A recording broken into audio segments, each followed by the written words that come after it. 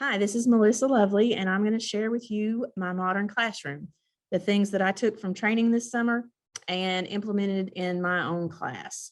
So my problem of practice, I wanted to increase student resiliency and efficacy through self-paced learning. So the first thing I thought about was how I was going to design my classroom. So through the training this summer, I learned that it had to be flexible and organized. So I set up different stations and different areas in my classroom.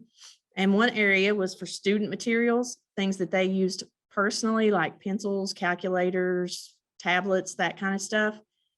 And I put it at the front of the room as they come in the door. So here we've got calculators, pencils, paper, scissors, markers, anything that they would need to complete any task.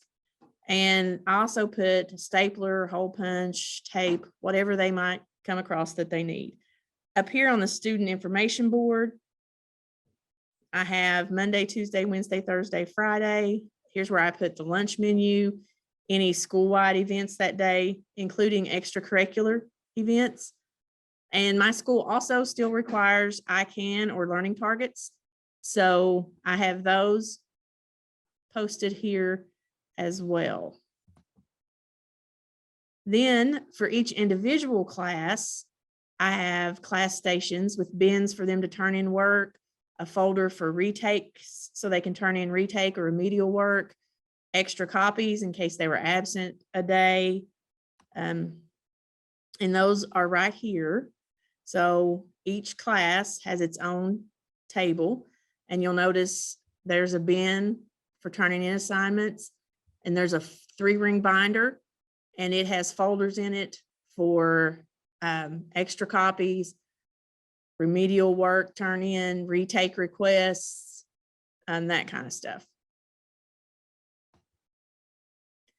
I also, to help students keep track of what they've turned in and what they haven't, I have bulletin boards for each class, and I have these posters on there, and I write what assignments have been made or what assignments they're responsible for, and they can check mark when they've turned them in here.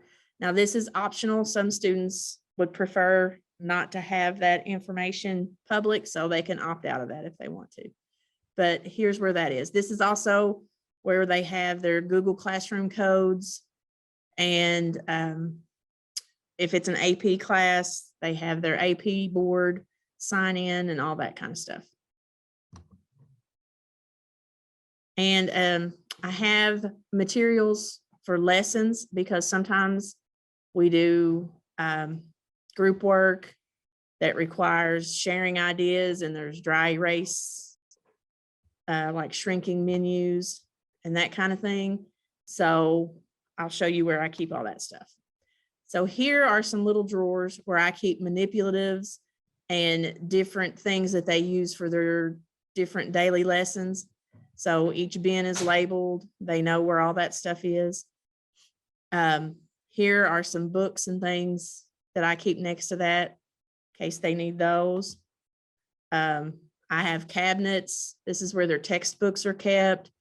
These are little bins with glue, scissors, colored pencils, whatever else that they would happen to need.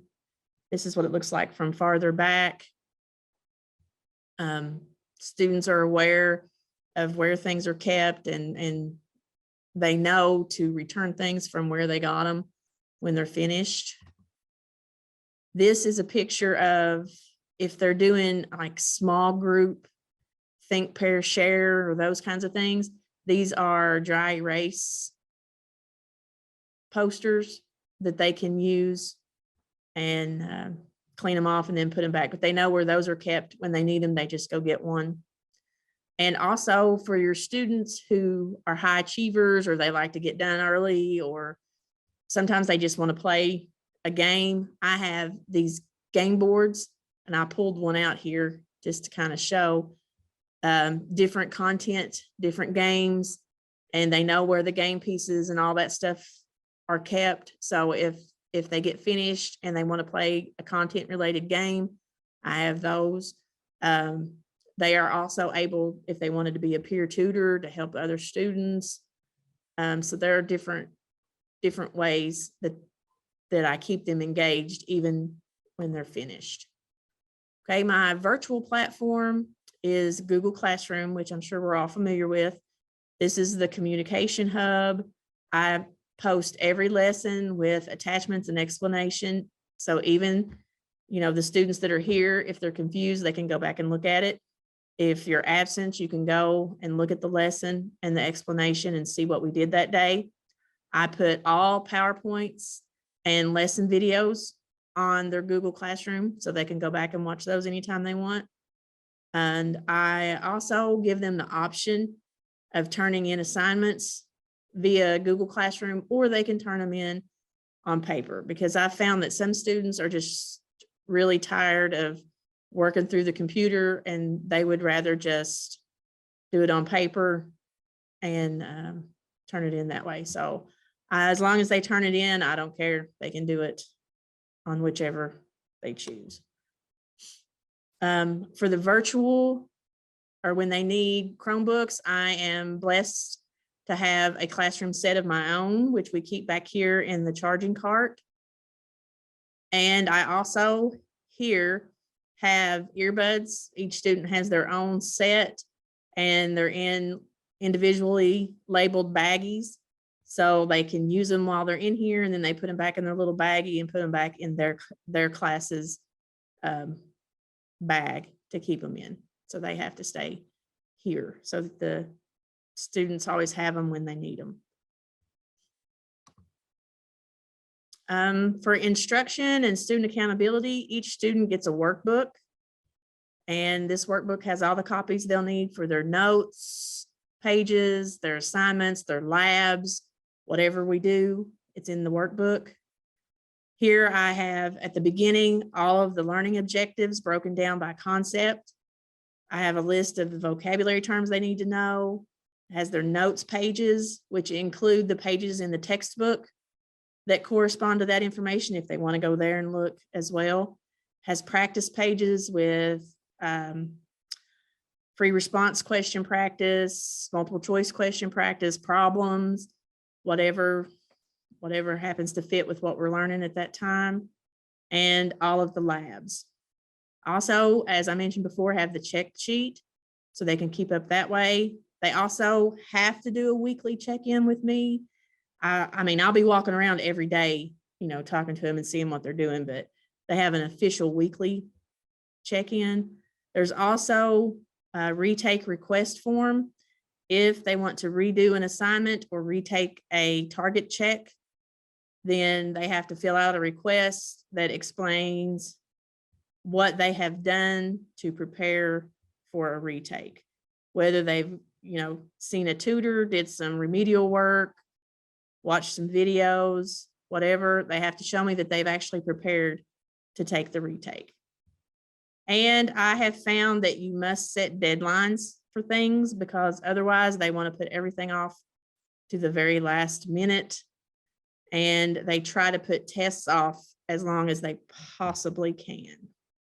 So here's one of the student unit books that I put together and bound myself.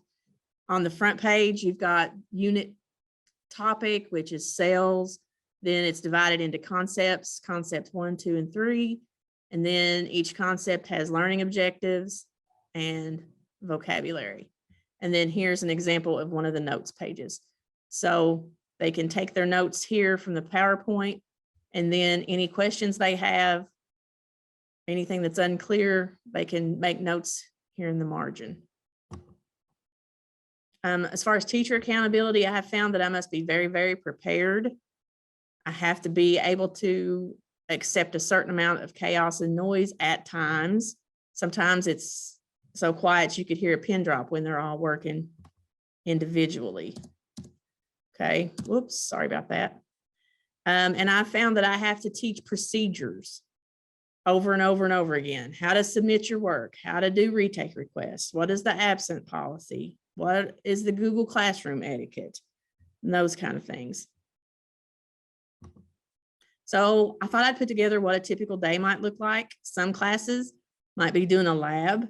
For example, here is my forensic science class working up a mock crime scene. So we've got students here working in a crime scene. They might be working independently, like these guys. They might be working in small groups or independently. This was on the day they dressed up for Halloween. They really wanted me to take a picture to put in here with them wearing their costumes. So might be doing a combination here. We've got small groups. We got peer tutoring going on here. We got a student working individually back here on the computer, one working up here.